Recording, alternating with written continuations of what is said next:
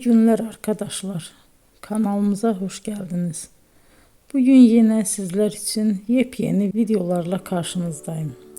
İki başarılı oyuncularımız Elçin Sangu ve Barış Ardus'tan güzel paylaşımlarını sizler için hazırladık.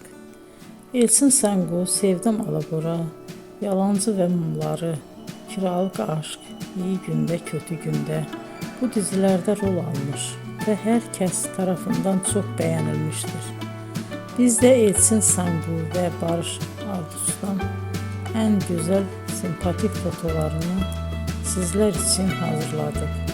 Bu karelerin devamını istiyorsanızsa emeğe saygı olarak kanalımıza abone olup yorum yazmayı unutmayın arkadaşlar. Teşekkür ederim.